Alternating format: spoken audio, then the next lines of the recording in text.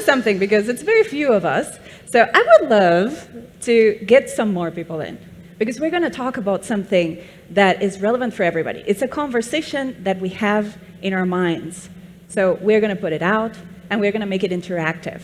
So the ask of you is, can we do a bit more of a like a woo? Okay. Woo! Yes, exactly. It's working. Let's go. Again. Woo! Let's go. More people. Where are you? Okay. We're going to bring them with the energy. Let's get started. So I'm Carolina. This is Klaus. And this is Enric. And we are a philosophical bunch. So we're here to talk about if technology can enhance the human experience. To get started, we would like to define what human experience is. So in my perspective as a therapist, I see the human life as a continuum, as something that starts in your first breath, and then you are a baby, you start learning to walk, to talk, to play, and then you become a teenager, you get angry at your parents, and then you go on to become an adult that works and has a suit, and then eventually you give up because you're tired of it, and so on and so forth. You become a parent, you become a grandparent, and then you die. Spoiler alert, we all die. So the human experience to me is that range of experiences that happens. And we all have these markers throughout our life. So how can technology influence this, and can it enhance it? But first, let's get more concepts of what the human experience is. So Klaus, what do you think the human experience is? Yeah, so my background for sitting here is I burned out with a company in my early 20s and decided the way to fix that was to become a renounced monk in India. So I spent a number of years in India wearing robes and meditating all the time and trying to really, because what you're saying is there's a story here, there's a storyline. The human experience is a story. Everything is experienced through narratives, right? And I felt that the need to switch that narrative. And one of the things that we were being taught in this ancient tradition was that this story can be experienced through different lenses. So there could be like a material lens. So I'm a biological machine that needs nutrients and I need to assert myself in certain ways. I need protection from the elements, and that's the story of my life. Or you could expand it a little bit and say there's also a social need. I need interaction with human beings. I need to be validated and have some feeling of being useful in the world. And then you have the beyond, where it's like actually all of that isn't actually enough, that there is a certain spiritual need as well, a certain need, and this is why I am a big advocate of meditation. I meditate for hours every day because it is a place we can experience just being okay without needing any external stimuli. That actually the human experience, the experience of our pure consciousness is happiness. It's when we're distracted by all the things we think will make us happy, that's when we're not happy, right? So we're building an AI monk now that is trying to increase that human experience using cutting-edge technology to try and expand the human experience that the user has. So that would be my angle on it. Yes, perfect. Thank you for sharing it. What is your perspective of the human experience? What do you think it is?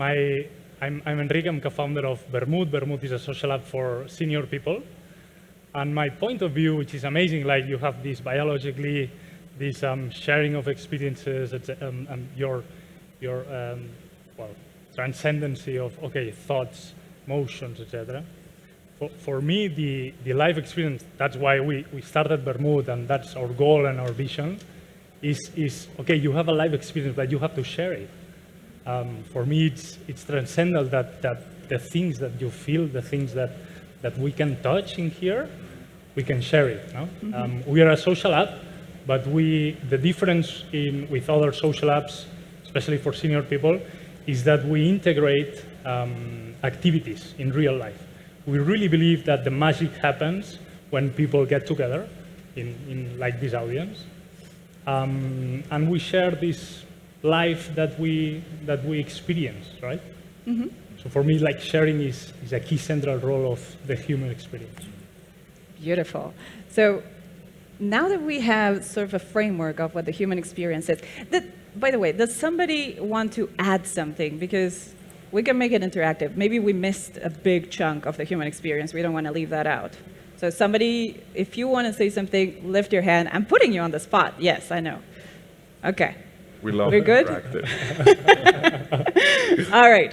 So we know that the human experience is being affected. Like it changes generation by generation, but this generation is a bit funky and it's an accelerated change. So we need to start to understand how to evolve alongside technology and how not to let technology take over our lives. So, or our human experience. Because if you can tell, like what we defined as human experience had nothing to do with your cell phone. And if it was, maybe it was a tool to connect, but it's nothing else. Yeah. So what we are here to inquire is, what else is there? So when we think of the human experience and technology going hand in hand, first let's talk about what could go wrong. So we have seen it with social media, for example, that it started as a relatively fine idea, and then it turned into this addictive thing that we all crave. And that's because the motives behind are a bit convoluted. So what happens when we're putting profit before the human or the consumer? What's the dystopian future that we're facing if this were to unfold, like if we continue down this path? So let's open that conversation. Yeah, I mean, speaking again, like as a representative of an ancient Indian or Eastern tradition, that is the problem. If you look at your life as your identity as being a biological machine, it's about how much can I extract from the world and how little do I have to give back? And that makes you susceptible to addiction, because the social media business model is that we are going to give you constant stream of dopamine hits, and all you have to do is keep scrolling. And so the consumer, the attention of the consumer becomes the product, right? Mm-hmm. Whereas what I see, so basically the dystopian future is basically now. That's that has happened. This is as bad as it gets. But this is now it starts to get better, don't worry. Because now what we see with the large language model and the advent of AI, we can actually reverse that. We can communicate with the user in such a way that actually builds them up and sends them out into the world in an empowered way, where the distance between desire and actual implementation, everyone wants a better life, but that journey becomes much more smooth and the distance becomes a lot shorter. So this is in some sense, from technically, the low point, and if we do this right, we will start to see a reverse trend where people actually become less anxious, right? Yeah. Mm-hmm. I guess obviously we were discussing this before the panel. I guess like all the companies need money. It's like breathing, like you need it to exist, to execute your end goal, your vision. But I guess if you don't really put your efforts, your mind, your everything into what the user really wants, and everything said, like, make something that people really love, you lose sight, right? You lose, we are all building our companies. We as a starting point, you need investors, you need money, you need certain metrics that to show off, let's say, like, hey, I'm building something special. Mm-hmm. But if you don't focus on the experience itself of the user, you get lost. You get lost in this dark side of the business, I guess. One example I want to put as well as a company, like we are an app for elderly, like it's people in their 70s, 65, 70s, and we discovered we do a lot of focus groups. We are constantly doing focus groups. We discovered, we understood, we saw that when they get stressed, they just go back. So how the app is built for this experience to get the most of it, right? And the app is like a pulpo. I don't know how to say it in English. Sorry. What? Pulpo? A pulpo? How do you say it? An octopus? An octopus. Yeah. Sorry. Thanks. So it's like an octopus. You start from a point, and then you can go to different sections of the app. But then you don't have the menu there at the bottom of the app. You just go back, and then you go back into the central point, and then you can travel to other parts of. So it is focusing on the experience and understanding emotions, feelings, which is the humanity part of who we are. Then you can start building tech. Beautiful. So the shift is from focus on profit, which is somewhat what's been the trend so far. What? Which is very difficult to not. It's difficult not to focus on profit, but when you focus on the user, as you're saying, the profit will follow somehow, because everybody will start recommending your app, or it's going to be a trend. It's going to become a trend, because the world needs that. The world needs people that have good ideas that are solving actual problems. So when we think of this shift, we know that policy is not going to make it happen. Policy is not going to change the order in which the factors are ordered. So the people that need to step up and become responsible for taking into account the user and taking into account the profit, but without letting that make you lose sight, these are the leaders. These are the leaders of the future companies. Yeah. So what does this leader of the future need to have in order to be able to uphold this value of customer-centric? So we're doing something good for the world. Let's not forget that. Yes, we need profit, but let's not forget that. Let's not compromise. What does this person need to have in order to do this job properly? Yeah. What's the training they need to go through, or whatever you want to add? Yeah. In my work, I work with CEOs and founders on this particular problem. I describe to them that there are 4 energies in leadership. And on the growth level, you have work hard. Nobody is successful without working hard. But at the same time, there are plenty of people who work very hard and go nowhere. So on top of that, you need knowledge. You need to know what you're doing, so you're not just bouncing your head against the wall.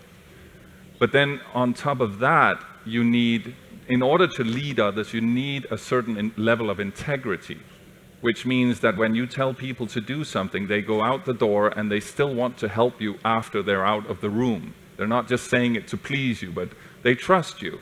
There's a certain loyalty. And then finally, you need to learn to be above it all. You need to, when you do everything right and the world is still an unpredictable place and something goes wrong, you need to not throw a tantrum. You need to be able to, this is why I advocate meditation so much, because it allows you that detached engagement, right? And so when you sort of get a sense, and many people without knowing it have an intuitive sense of this, right? They're just good at it, and that's how they become leaders. They don't know why, but they're just good at it. But you can learn these things, right? And that means that you will not sacrifice your user in the name of profit, because your investor is not your employer. Your customer is. The user of your product is the one that keeps you in the job.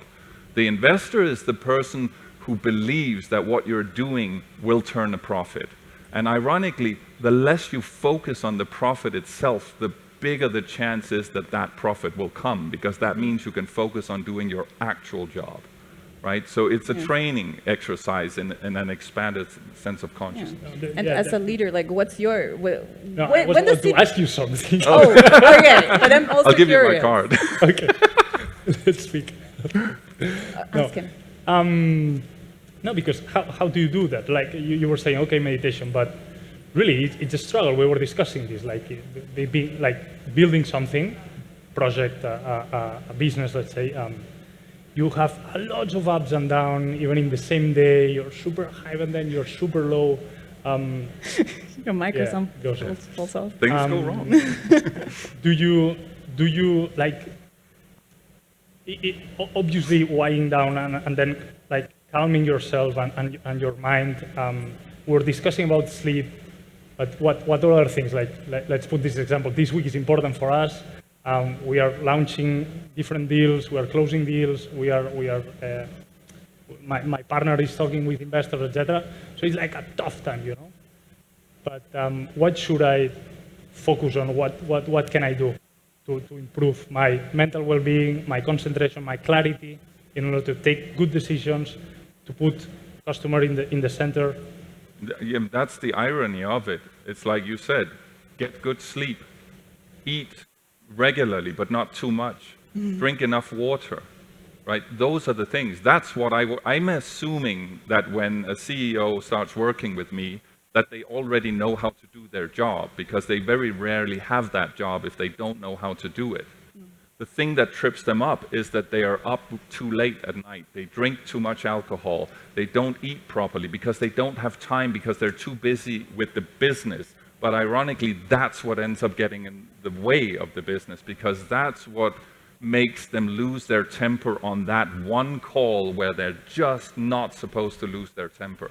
Yeah. It's because they only had 3 hours of sleep, they haven't eaten anything, they're a little bit dehydrated, and their wife yelled at them this morning. Yeah. So if they got proper sleep, they had proper food, and they are hydrated, the fact that the wife yelled at them that morning won't be the thing that tips the whole thing over, and they can keep calm. So it's really about, like, it's that kind of vague thing we say, work-life balance, but it's just run yourself as seriously as you run your company, right? Because you are the tool that is always there.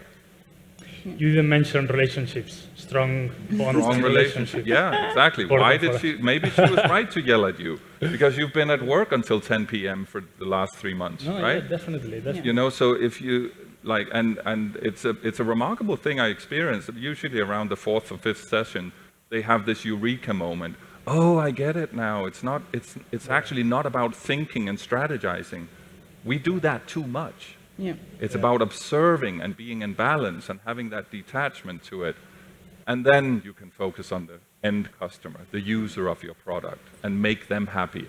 Yeah. Then the investor is happy. Right?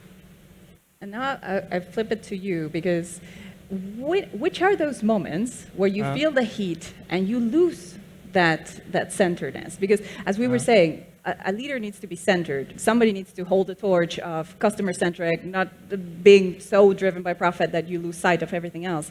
So when does the heat come?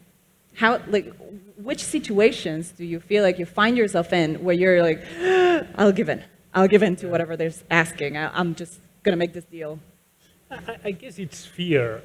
I guess it's mostly fear of different things and everything put together, you know. I don't know. At the end, it's like we have to know it. We were discussing this. Like the whole company is about brilliant people that use their brain, you know. So you have to generate an ecosystem, and you have to generate a company and of coworkers that are able to use the brain brilliantly, clearly, and myself included, right? So when I don't see that I have enough innovation for the product to evolve, at the end, we want people. Normally, when you are in your 60s, 70s, you retire, you have divorces, you get widows, and your children is not at home. You have a lot of people that retire or get elderly alone at home.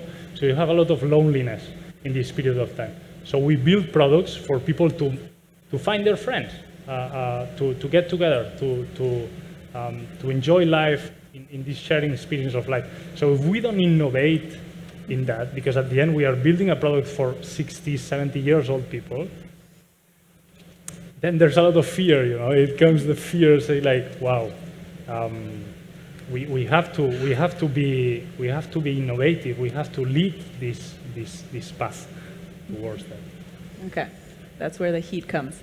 So when working with my clients, one strategy that I've put into place is that you have to have multiple checkpoints to know when you're drifting off course.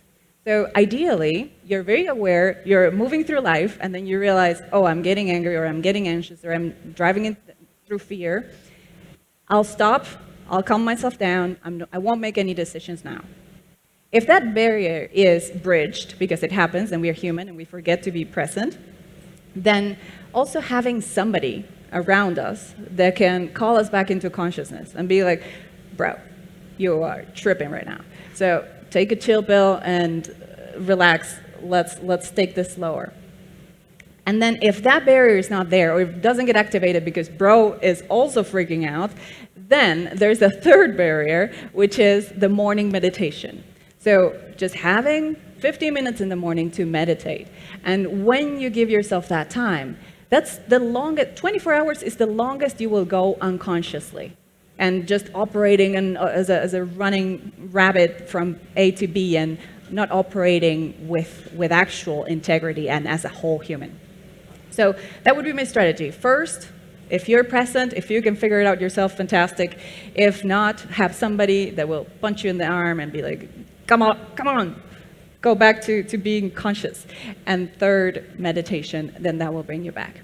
So these are the strategies that somebody can use when building a company, because we're talking to the people that can build a company that is user-centered and is not just to take the world wherever as long as I make profit.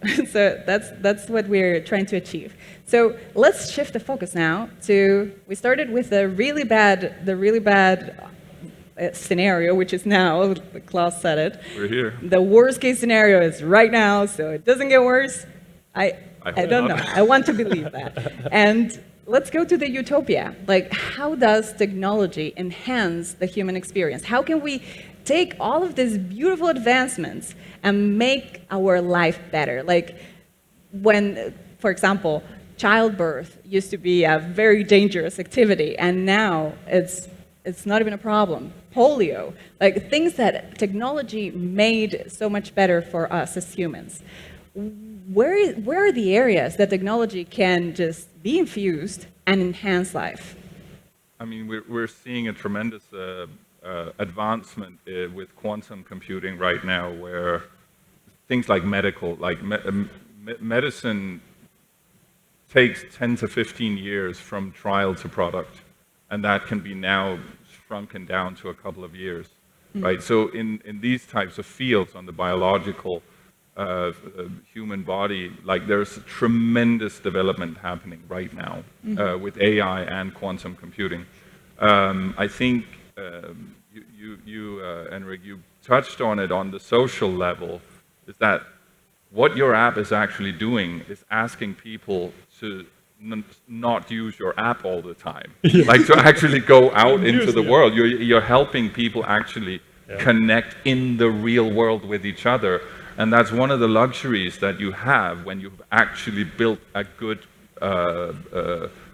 business model around a good product with a good idea behind it, right? Then you have the luxury of actually advising your users to go into the world. And I'm trying to do the same with my product as a corporate wellness offering that is advising people to go out and meet other people and to go out and learn new things like bonsai tree pruning or knitting or something that is like a body-mind connection enhancing, right? And so, like back to your question is like when you are in balance, you can create your idea and your product in balance as well, and then you will actually be able to build something that enhances the human experience rather than creating addictive experiences. Yes. Yeah. Do you have something to add? No, I'm super positive. We've seen the tendency, the progress that we've seen in humanity, technologically, in vaccines, in famine, everything is about technology. I am really positive about technology. If I'm thinking about climate change, I definitely think technology will help all the humanity here, so I'm very positive. Nice. Yeah, I do think that all of the progress that we have done is not for nothing. So I think the utopia happens in the intersection of our human existence, our human nature of being born, having relationships, talking, mating, I say it classy. So all of these things, and simultaneously enhanced, because we don't need to be plowing a field. We can use an automated tractor, and we can use solar panels to just garner the energy that comes from the sun. So all of these things can be used to create a better future for us, as long as we don't forget that we are still animals, and our biology hasn't evolved in the past 400,000 years. So there's characteristics that we need to explode, we need to use in order for us to have a fulfilling human experience. So thank you, everybody, for joining us. And do you want to close it off with a final word? I think the future's bright. The future's yeah, the level of sophistication is enough now that the tide will change, and we have a bright future ahead of us. Beautiful. Get together and meet people. Yeah. That's the thing. Yeah. Share your life experience. All right. Come talk to us after if you want to keep this conversation going. Thank you so much.